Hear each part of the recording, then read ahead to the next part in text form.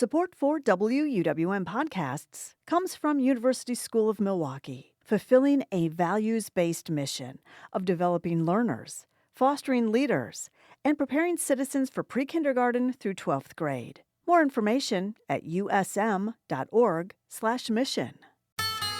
From 89.7 WUWM, Milwaukee's NPR, this is Lake Effect. I'm Audrey Nowakowski. Today, we'll get a look at how Milwaukee County does its point-in-time count and learn about the local approach to helping those experiencing homelessness. Then, we'll learn about the high level of food waste here in Wisconsin and what's being done to try and prevent it. Right here in Wisconsin, we're sending about 854,000 tons of wasted food annually to the landfill. That's almost 300 pounds per person. Plus, we'll speak with a UW professor who collaborated with Bad Bunny on his award-winning album. Bad Bunny was like that primo, that cousin that made it. And so everyone in Puerto Rico is proud of having that cousin that is on a global stage. So I think there's a sense of Benito belonging to us. All that's coming up on Lake Effect. This is Lake Effect from 89.7 WUWM, Milwaukee's NPR. I'm Audrey Nowakowski. Thanks for joining us. Every year around this time, a snapshot of homelessness is taken across the nation. This is required by the federal government, and it's called the point-in-time count. When you see statistics about homelessness, it's usually taken from point-in-time data. To complete this count, Milwaukee County outreach workers head out in the middle of the night to count those sleeping in the streets. Lake Effect Sam Woods rode along with workers conducting the count last week and spoke with WUWM's Jimmy Gutierrez about how it works and how the data is used. So the point-in-time count happens once a year, and it's essentially folks go out and try to count the number of people that are sleeping on the streets, in this case in Milwaukee County, but it happens nationwide on the same day, same night. So it is a requirement of the federal government. Housing and Urban Development requires it to happen throughout the nation. I think what makes this really almost hard to believe is that you all are going out in January when it couldn't be colder, it feels like, this past week. Can you tell me about who you went out with? Who does this count? Yeah, so it's led by Milwaukee County, and the volunteers, although a number of them that I spoke to kind of alluded to, they were voluntold, they either work for the county or work in homeless outreach, homeless services, something in that sector. But those folks go out and they kind of divide the county into the northwest, northeast, southwest, and southeast, and downtown sections. We have our list of downtown spots where we either know people are for sure at or have been spotted recently. Like, I had this image of just like everyone forms a grid pattern and we just kind of like sweep the county, and like it's far more organized than that, partly because they do this all the time. A couple folks I talked to would describe what they do on their daily rounds, and it's very similar to the point in time. What did you hear from people that were outdoors? Yeah, so a lot of times tried to keep my distance. I was riding with Eric Collins-Dyke from the Milwaukee County, and sometimes he would say like, "Hey, I know this person. Keep your distance. They're not going to respond well to having a microphone in front of them," which is very fair, right? Notice I got out of the car, and I did that on purpose.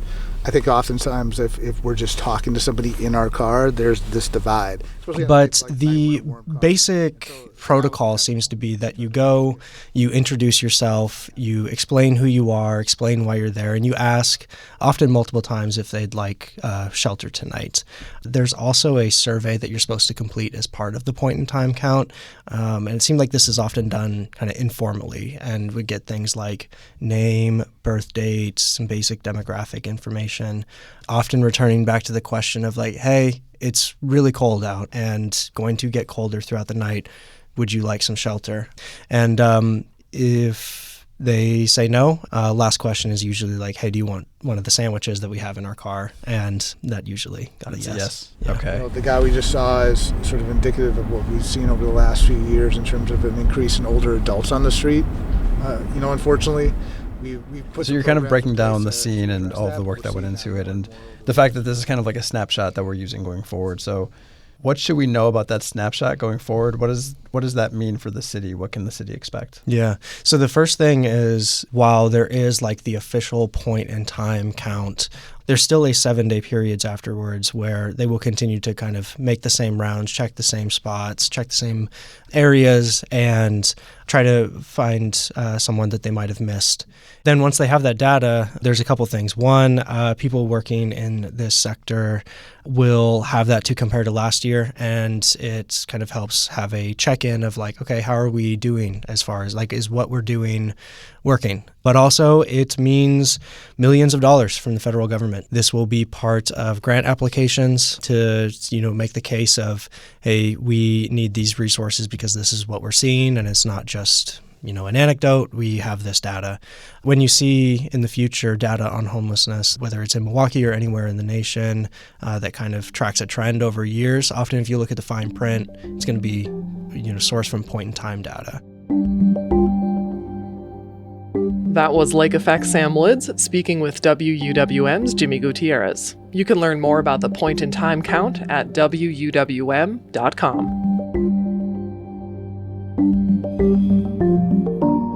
According to point-in-time data, Milwaukee has been uniquely successful in preventing homelessness. Whereas rates of homelessness have increased nationwide over the last decade, they've declined in Milwaukee.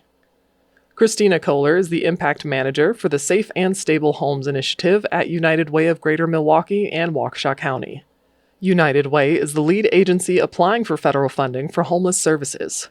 Kohler joins Lake Effect Sam Woods to discuss Milwaukee's approach to homeless services, success in getting people housed, and how new priorities in federal funding threaten to undermine that success. So we just heard in an earlier story about the point-in-time count that happened last week and continued follow-ups for a week afterward to try to get an accurate count of folks who are sleeping outside right now. But in addition to point-in-time, can you talk about the kinds of data southeastern Wisconsin collects regarding people who are not housed? Right. So point-in-time data is sometimes called the Super Bowl of homelessness data collection. It is the official data source for the whole nation and how you compare yourself to other communities. But because it's a snapshot, we need other data sources for us as a system to understand the day-to-day kind of performance metrics of all of our providers working together. So we all use something called the Homeless Management Information System. It's a database shared by all the shelters, street outreach workers. So however a client enters the system, whatever door they come through, they're assessed the same, and all of that information is shared across all of those providers so we can connect them to the right service, but also follow their case plan and follow those metrics of have they exited to permanent housing destinations? Have they re-entered the system at any point in time? So that homeless management information system is a really great way to get really granular data on homeless outcomes. So we balance those two data sources, point in time as the official snapshot and the homeless management information system data. So later we'll get into how this might be changing regarding funding, but can you explain how point-in-time data and HMIS data is used generally both for services and for obtaining funding for those services? Well, for us to apply for funding to fund any of our services through the federal funding application that comes out, we have to show that we're hitting certain system performance measures. That we use HMIS data for. Point-in-time data, it tends to be the data we use when we're communicating to the community what homelessness looks like on any given night. So when I've spoken with folks working in this sector, the term housing first often comes up. What does housing first mean? Do you remember Maslow's hierarchy of needs? Sure. Where it's that pyramid, and to get to the top of the pyramid, which is self-actualization. So you're feeling fulfilled that you're hitting all of your personal goals and reaching your full potential. You can't get there until you have the core, the bottom, the foundation met, and that foundation is those physiological needs. So things like food, water, clothing, fits in there. So after that, it's safety needs. So you really need safety and those basic needs met before you can move on. And that's really what Housing First is. It's meeting a person's real basic needs before saying, like, you can move on to these other elements of your life, maybe dealing with a mental health illness or something like that. So Housing First is not housing only. It's housing plus supportive services. So Housing First is a philosophy, and it's a philosophy that, most simply put, is this: housing is a human right, that people don't need to jump through hoops to get their basic needs met. A person doesn't need to prove that they deserve shelter, that they deserve housing. Everybody deserves housing. Everybody deserves the dignity of having a roof over their heads. So Housing First is a movement. We started enacting Housing First practices here in Milwaukee in 2015. So that means that we assess people, and those with the kind of longest lengths of experiences of homelessness were prioritized first. And we decided, instead of having them cycle through shelters, which clearly wasn't meeting their real needs, we would put them into housing. We would put them into apartments. We would connect them with supportive services, and we would do that for the long term. So Housing First is a really cost-effective measure, in addition to just being like the real dignified way to serve people. I have some numbers here from Milwaukee County when we first started Housing First. Within the 12 months before we housed a whole bunch of people, 98% of those people had municipal citations. In the 12 months after we housed all those people, that 98% dropped to 9%. So just being able to get indoors helps solve a lot of those issues, those loitering issues, public intoxication issues, because people just don't have a place to drink a beer, right? All of those things were solved by people just having a roof over their head. Consider emergency rooms as well. I have a case of one client, let's call him Joshua, who in the 90 days before he was housed, he used emergency rooms 105 times. In the 90 days after he was housed, he used emergency rooms just once. And I don't know the cost of an emergency room stay, but I can imagine it's really, really expensive. We can also consider mental health services. So those crisis response services, you see someone on the street, they're clearly having a hard time. You might call what we call our crisis response unit, that behavioral health. That one call costs over $1,000 for that visit, because these are trained professionals. They have to bring that person to a safe space and work through whatever that person's issues are. So in the first 12 months of housing people, we saved the community over $700,000 in reductions in those crisis response calls for people. So there's a clear financial benefit to housing people first, and there's just better results for our community in general, in terms of coming together, being one as a community, people feeling safe. There's just benefits on many levels. It sounds like the basic gist is that we prioritize finding housing for those who want it, and once that's established, case managers can work on other aspects of someone's life, that kind of higher order hierarchy of needs you were talking about. And that's instead of conditioning housing and shelter on, say, I don't know, getting a job or checking certain boxes so that that now you qualify for housing, now you deserve housing. Is that a fair gist of like what Housing First, like the ethos of it is? That's spot on. And then you mentioned some numbers having to do with citations and emergency room stays. But can you go a little bit deeper? Like, how do we know Housing First is working? Like, how do we measure success when it comes to this? Yeah, I mean, first of all, people in housing aren't re-entering the homeless system. It has solved their homeless issue.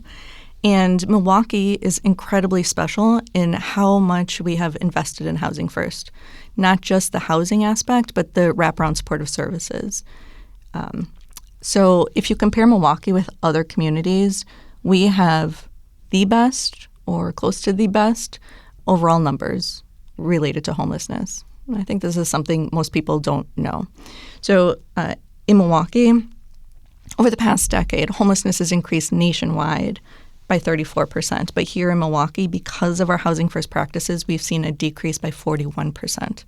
So increase by 34% nationwide, decrease here in Milwaukee by 41%. People should be really, really proud of that work.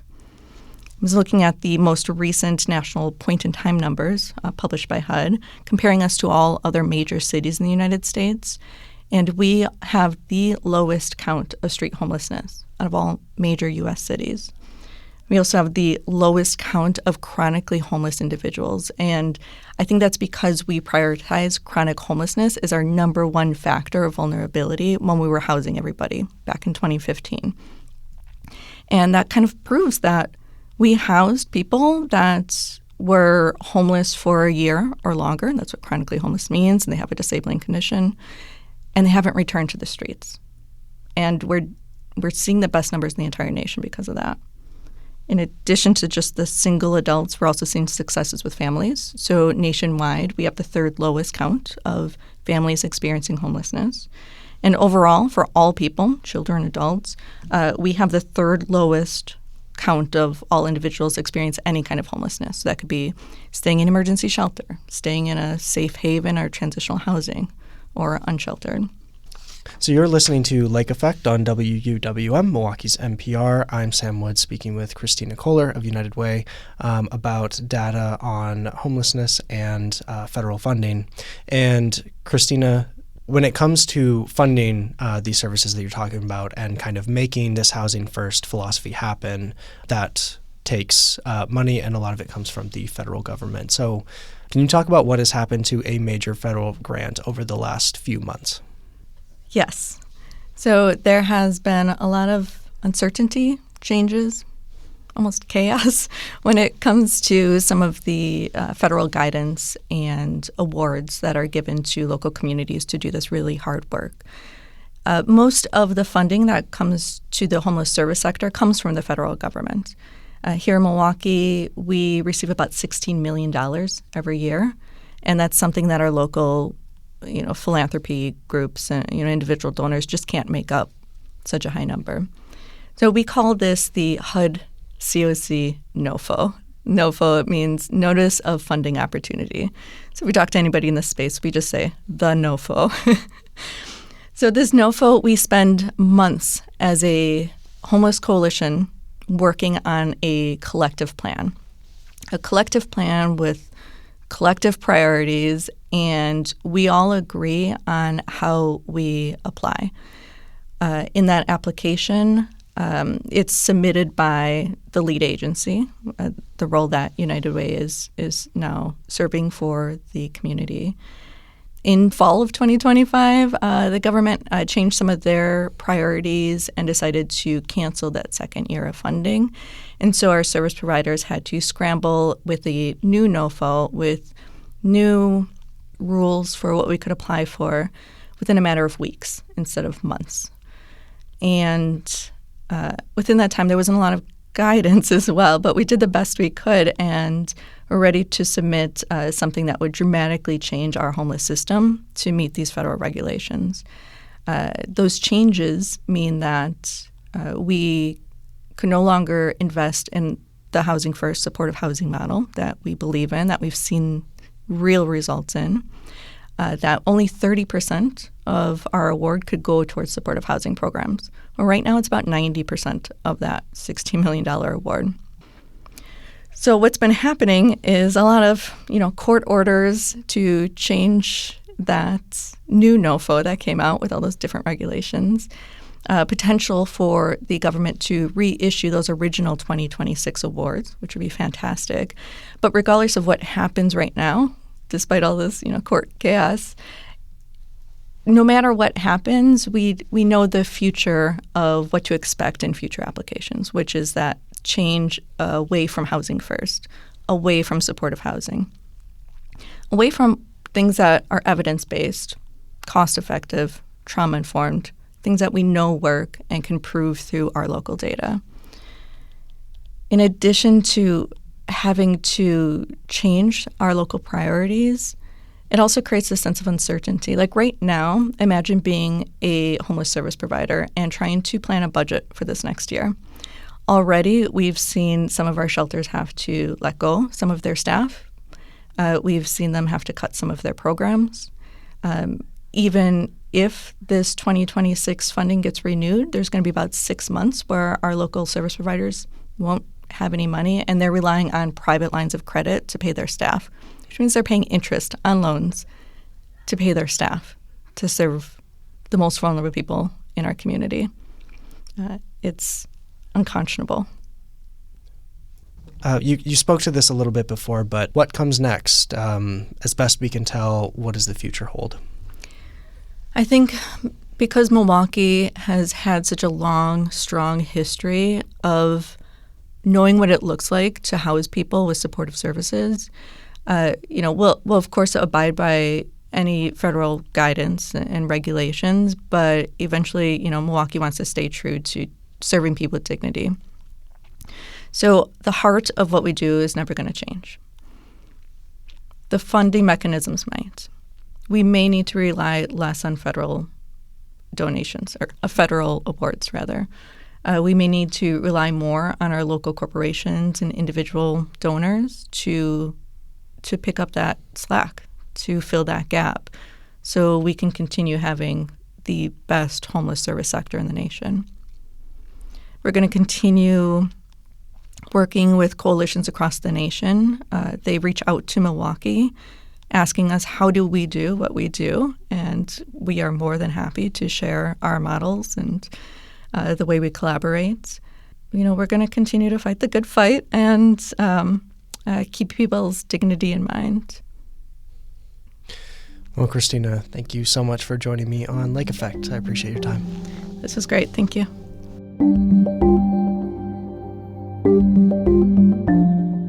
Christina Kohler is the Impact Manager for Safe and Stable Homes Initiative at United Way.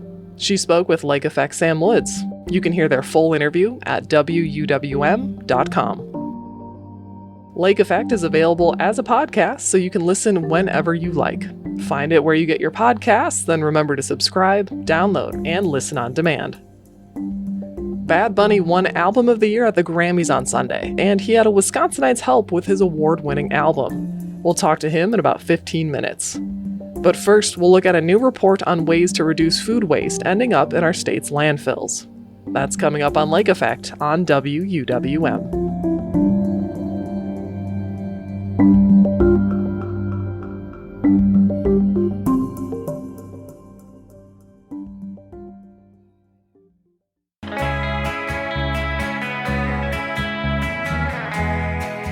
You're listening to Lake Effect on 89.7 WUWM. I'm Audrey Nowakowski.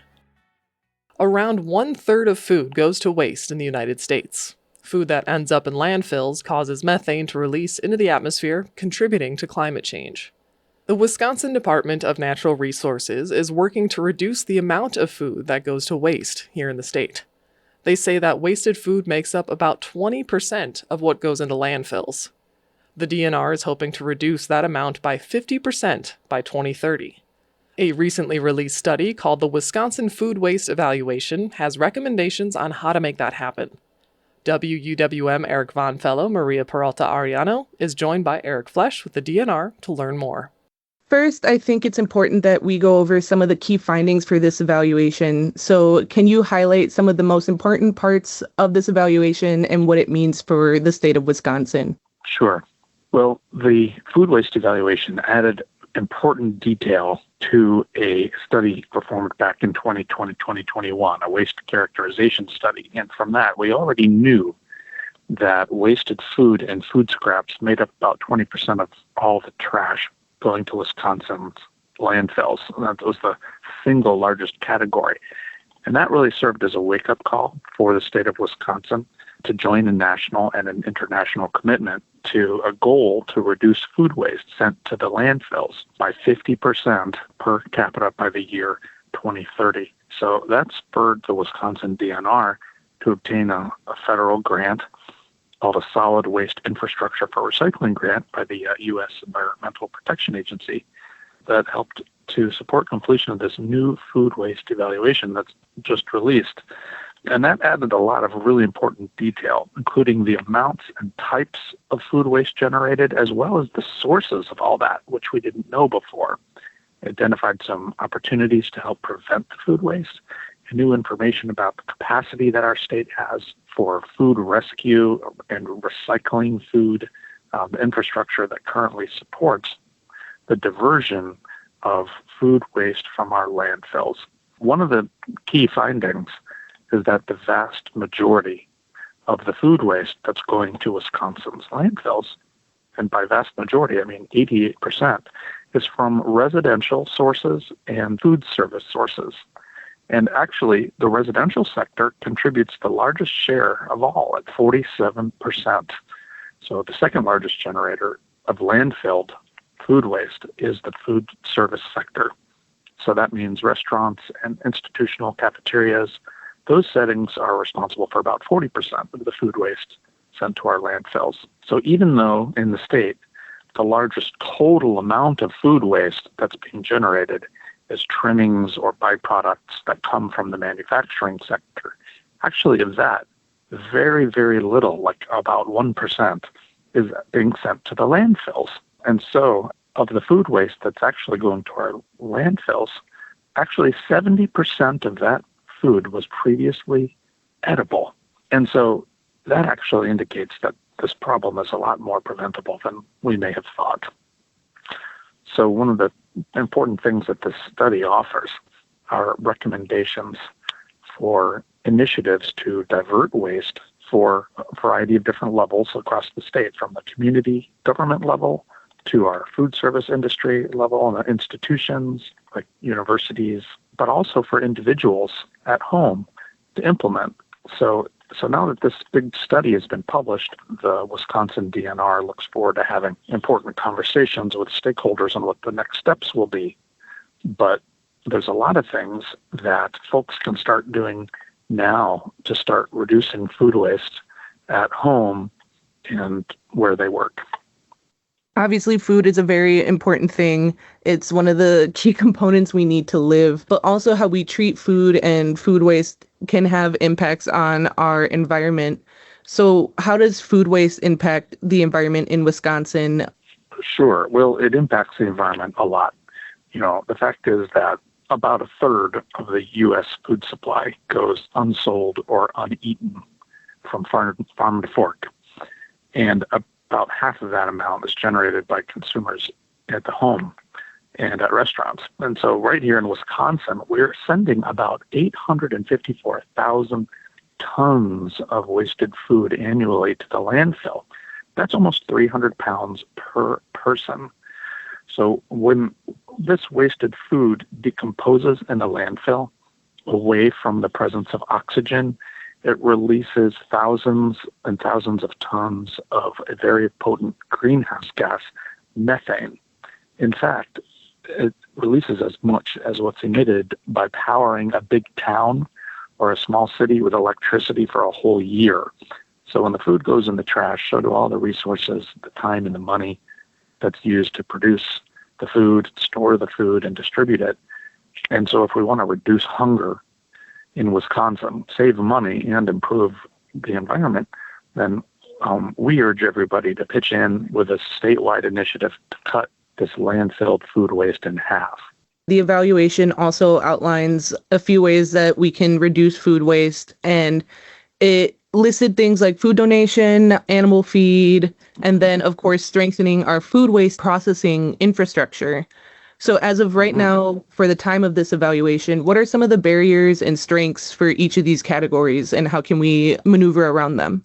Well, a lot of people don't necessarily think of reducing food waste at home as recycling, but actually being conscious of the foods we buy, the way we store them, and then the way we dispose of them actually matters a lot. The responses that we learned from the study is that industry and municipalities and the people who process waste, they're all super interested in improving the diversion of food waste from landfills in Wisconsin. But there are some barriers, and those stem from things like awareness sometimes, particularly at the household level, or economic factors, equipment needs, or access to specialized infrastructure. And in some cases, there's a shortfall of technical knowledge or even some regulatory challenges.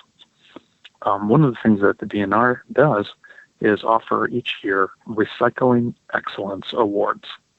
And this year, we had a record number of applicants, and actually a third of the winners, so this was 7 winners that was just announced in the fall, highlighted food waste reduction and diversion initiatives.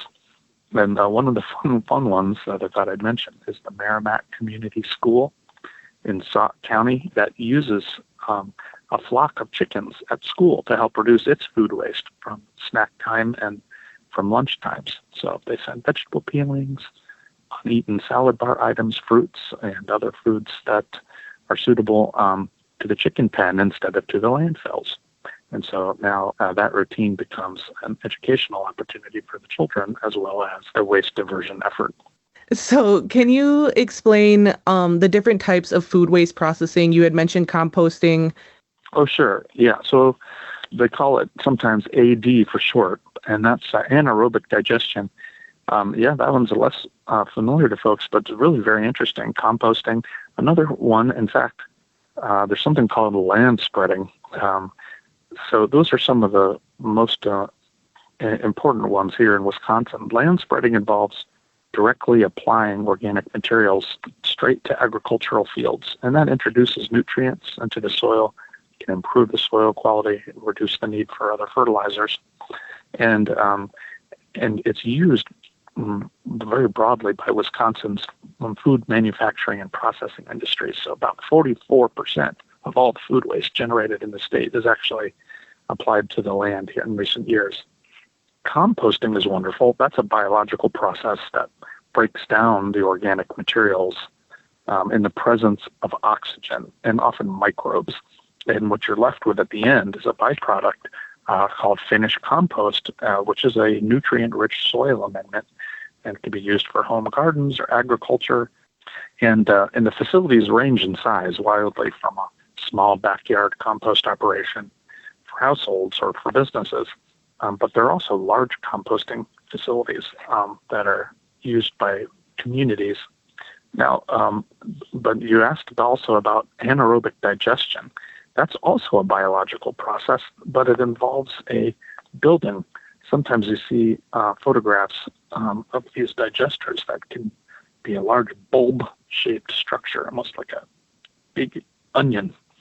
And they, in that case, the food waste is processed to create byproducts that also can be used as a soil amendment, as well as biogas for energy. So usually, like in the landfill, it's bad to generate methane, but in the digester, because it's an enclosed system, the methane can be captured and recovered and then either used through burning to generate heat or processed for energy and then sold back to the grid, or it's cleaned and added to a natural gas pipeline as a renewable natural gas. But also they're used at wastewater treatment plants, in which the sludge from those plants is broken down in the digestion process. The amount of facilities who are licensed for composting are highlighted. So we have 286 facilities, but only 30 are approved to accept food waste. And then the same thing with the AD facilities. There's 122 that are operating currently, and 37 of those accept food waste. So why do only a select few of these facilities accept that food waste, and what is needed to grow that number of facilities? One thing that's necessary is transportation. So transporting the food waste from their sources to the processing facilities is a key factor. Right now, the existing waste haulers that are offering separate food waste collection are very limited. So expanding the collection services would be necessary, especially where there's a high population density in order to transport the food waste to processing facilities. So that's, one thing to consider. At composting facilities, the feasibility of expanding or adding new infrastructure relies on a number of factors like regulatory considerations, money, capital and operational costs, transportation, and market demand and potential partners. The cost really is the most commonly noted barrier. In terms of anaerobic digestion, existing wastewater treatment plants or freestanding anaerobic digestion facilities might have the capacity to manage some additional materials, but their systems tend to be very specialized for what they call the feedstocks, for example, farm byproducts like manure or wastewater. And there are very few, as you mentioned, that currently are accepting separated food waste. And, the fact is that managing that material can be challenging due to the varying composition of the materials. And so there's a technical factor in which basically additional training might be needed to learn how to co-digest multiple kinds of materials together, things like that. So new anaerobic digestion facilities might be a more feasible option, particularly where there's areas with big gaps between food waste generated and then in existing digestion facilities. But those are expensive. Capital costs for a new facility can range from a few $1 million to $30 million or more. So those are some of the challenges. What are we thinking for the future to kind of help this goal of reducing our food waste footprint? Now that the evaluation has been published, what the DNR is looking to do is to have conversations with stakeholders on the next steps. And those are going to include food rescue organizations, local governments, food waste processors, waste haulers, and others in order to determine, really where Wisconsin will go from here. And talk about specifics on where additional investment may be necessary, or where technical assistance is necessary, or extra education may be needed, and if or which policy decisions may need to be made to help with the problem as well. But one of the things that we'll be continuing is public outreach to help share great tips for individuals across the state to help do their part in reducing wasted food.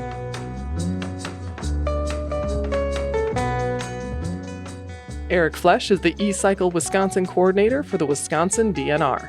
He spoke with WUWM Eric Von Fellow, Maria Peralta Ariano.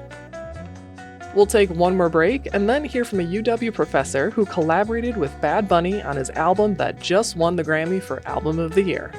Keep listening to Lake Effect on Milwaukee's NPR.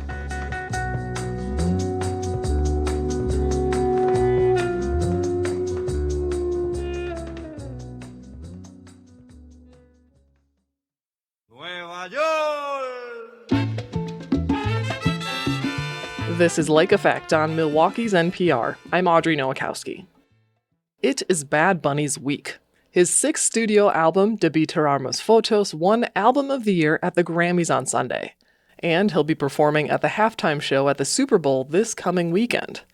Bad Bunny's latest album was met with rave reviews, in part because of the weaving of Puerto Rico's history, politics, and diaspora throughout the album. Bad Bunny had help from a UW-Madison assistant professor. Joel Melendez-Badilla created 17 brief visual history lessons for the songs, which are all on YouTube. WUWM's Jimmy Gutierrez talked to Melendez-Badillo about how the collaboration happened and what history Bad Bunny wanted to share about Puerto Rico. I feel like every Puerto Rican I know is a Bad Bunny fan, as well as the whole world at this point. What about Bad Bunny, the music, the artistry, really kind of appeals to you in both a historical way and a scholarly way? I guess I'll start by saying that I have this colleague, Yarimar Bonilla, who teaches at Princeton, and I read that she once said that Bad Bunny was like that primo, that cousin that mated. And so everyone in Puerto Rico is proud of having that cousin that is on a global stage. So I think there's a sense of Benito belonging to us. Now, on a more academic side, I think that, the Bad Bunny phenomenon is super interesting to me because I think there's a before and after Benito. He broke all the rules in the genre when he came out. Reggaeton was a hyper masculine, macho sort of aesthetic, and then he started painting his nails. He sort of queered reggaeton in a way. Also, he got to this global platform speaking Spanish and not losing that. So I think it's that Benito marks a turning point. In fact, my book, Puerto Rico National History, is a history of Puerto Rico from pre-Columbian times to Bad Bunny, because I think that the Bad Bunny phenomenon is so fascinating. And the book that I have a chapter on with Professor Santiago Ortiz is called the Bad Bunny enigma. And it's a bunch of scholars just trying to grapple with this question that you just posed. What is it about Bad Bunny that is so fascinating, right? Right. And your work together covers 500 years of history, from pre-Columbian history to current day. And I want to kind of get into that collaborative process, because the end product, which you can see online, which is these kind of explainers of Puerto Rican history, little snapshots of Puerto Rican history on Bad Bunny's YouTube page. How did that all come together, and how did you all decide what history you would dig into? So the mandate was basically that they wanted history, or Benito wanted history to accompany the visualizers in YouTube. And so at first I thought it was niche sort of Puerto Rican history, unknown Puerto Rican history. But Benito came back and said, part of the problem is that any history of Puerto Rico is unknown, even to Puerto Ricans. And so it was this balance of sort of offering people a general history of the archipelago and its people and its diaspora, and more specific sort of themes and topics. And so I think that, for me, having written a history of Puerto Rico from pre-Columbian times to Bad Bunny in 200 pages or less prepared me to write 17 visualizers of short narratives. The first narrative, or the visualizer as they're called, that I would love to get into is the opening track on the album, which I'm guessing there's some significance there, Nueva York, which I'm looking at the numbers right now online, and we're in excess of 38 million. Will you ever write anything more popular as a history professor? Can I get you just to maybe read a little bit of it in Spanish and then translate a little bit of that in English, what the message is that you wanted to get across?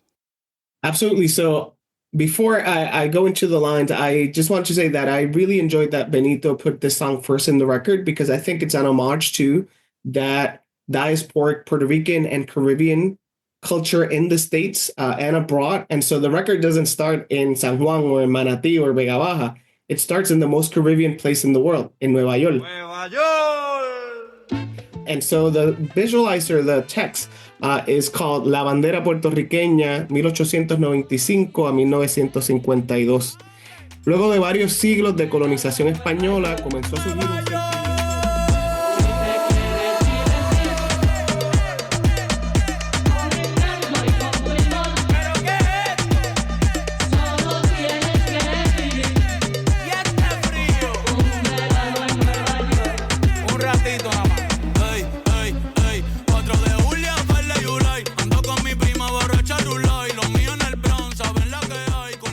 So in this slide, what I wanted to do was to begin by saying that the first time that we are referred to in the colonial record is in a pejorative manner. The Spanish colonial officers were calling us bastards, and how Puerto Ricans have always resignified the pejorative ways that people have addressed us. And also to talk a little bit about the Puerto Rican flag itself and how it was not created in Manatí. It was actually created in New York City. And so it tells the story of the Puerto Rican flag and how it was unveiled in 1895 at the Cuban Revolutionary Party's committee, which had a Puerto Rico section. And so it signified the combined struggle for independence of Cuba and Puerto Rico.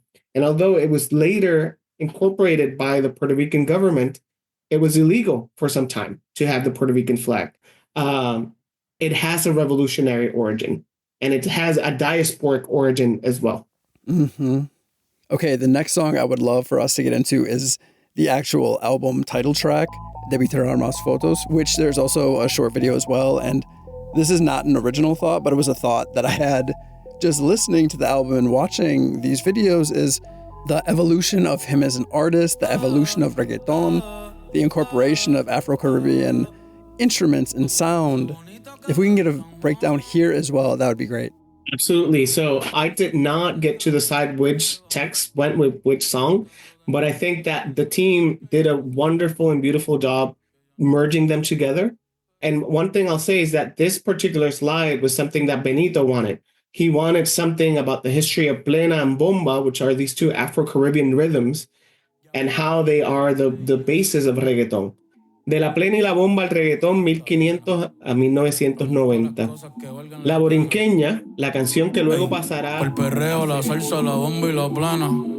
Chequéate la mía, cómo es que suena. Debí tirar más fotos de cuando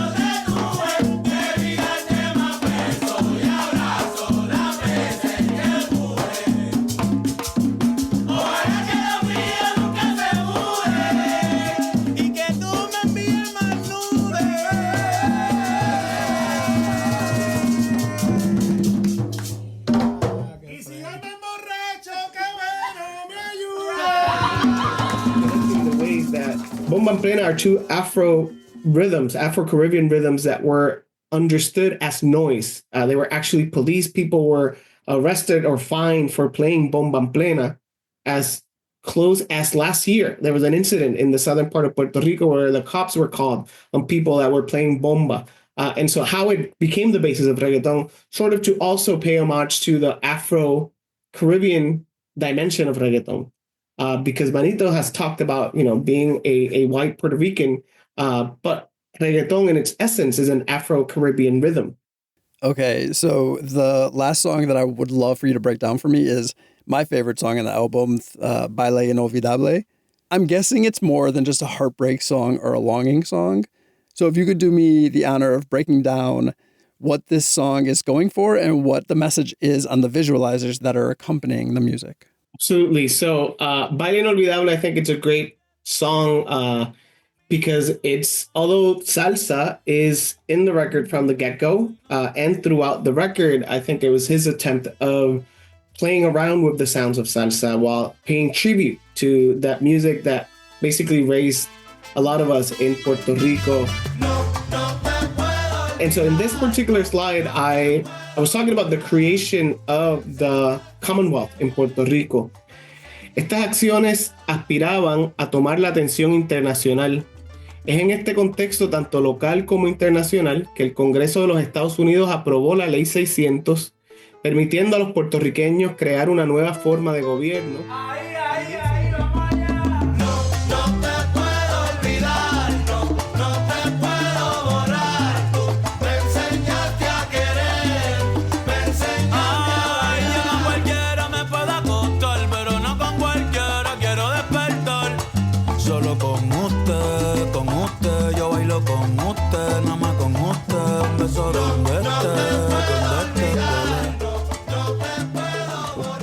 And so one of the things that I wanted to do with this slide is to heed to Anito's call that a lot of the history that should be general, that should be well known amongst Puerto Ricans is unknown. And so this is talking about the creation of the Puerto Rican Commonwealth in 1952, which is the current political status that we have, but also talking about the agency of Puerto Ricans. We were talking earlier about how we're often infantilized in media. And it goes all the way back to 1898 when the United States invaded Puerto Rico and they produced cartoons of Puerto Ricans as children, as, women in distress. And so it was a way of also talking about the agency that we've had throughout our history. And that contrary to some beliefs, we're not docile, but we are, it's a history of indocility, the history of Puerto Rico. Thinking about your work and Bad Bunny's work and how those messages in history reach or don't reach Boricuas in Wisconsin, I'm looking at some numbers here that we have in excess of 65,000 here in the state. And I know we've hit on the fact that this history is so unknown and inaccessible. And for a lot of folks, it's just not realistic to get back to the island. So what are the challenges in keeping in touch with what's happening in Puerto Rico at this time? And then what does an album like this do to bridge that gap? Yeah, so first and foremost, I think that is a question that a lot of scholars and non-scholars and Puerto Ricans have been thinking a lot about, precisely because there's more Puerto Ricans in the diaspora than in the archipelago. And in my work, one of the ways that I've sought to address that is that when writing a general history of Puerto Rico, I incorporated the Puerto Rican diaspora as part of the narrative, which is a simple narrative move, but it had not been done previously. Our general history books did not take into consideration the Puerto Rican diaspora. And shout out to all the Puerto Ricans in Wisconsin and all the Latinx community as well, because I'm part of a big Mexican community in Madison. Those are my neighbors, the people that I rock with. But to your point, I think, and to your question, I think that this record is doing something incredible by positioning itself in New York from the first song onwards, because it's a nod and a recognition about the importance of Caribbean and Latinx culture, not only in the Caribbean and in Latin America, but also in the United States, right? And it doesn't mean that that struggle is less important than what's happening in Puerto Rico. Yes, what's happening in Puerto Rico is brutal. We go through power outages on an almost daily basis, lack of infrastructure, I guess that this record, what it offers is a way of connecting with a sense of Puerto Ricanness, that sort of affirmation. And, I never understood why Puerto Ricans in the diaspora were so cling to their flag until I got to be a diasporic Puerto Rican 11 years ago. And now I have the flag in my car. I have the flag in my socks. I think that a record like this one seeks to bridge that gap. And it just makes us proud of being who we are, but also acknowledging the challenges and difficulties of our people.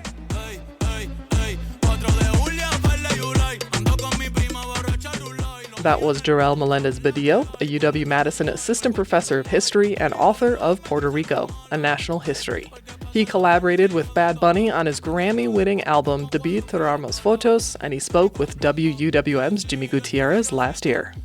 And that wraps up Lake Effect for today. I'm Audrey Nowakowski.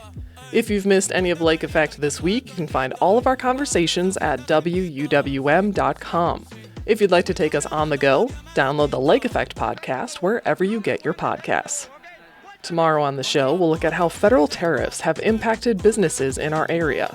Plus, look at new research on what law enforcement in schools means for student safety and success.